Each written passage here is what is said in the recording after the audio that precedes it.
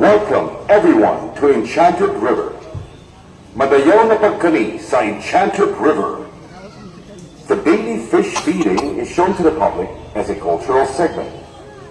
The feed, which is only a small portion of the daily food requirement of the fishes, is actually a fresh catch that is part of their natural diet. As part of connecting to our history, we are showing this tradition of fishermen of Inatuan going back to the blue waters of the river. After a challenging but bountiful fishing at sea, they show their gratitude to Mother Nature by giving an offering to the spirits of the underground spring.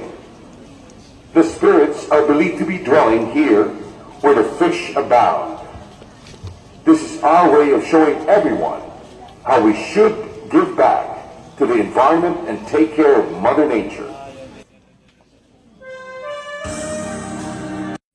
Atong saksihan ang misteryosong pagbahog sa mga isda diri sa Enchanted River, mga idol.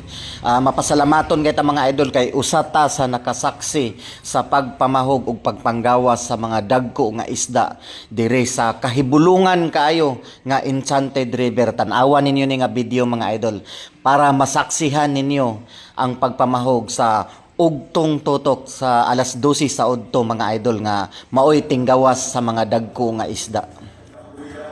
Ang pagpamahog sa isda mga idol sa udtong tutok mga idol, mao ni siya ang usa ka ritual nga ipahigayon diri sa kahibulungan nga Enchanted River.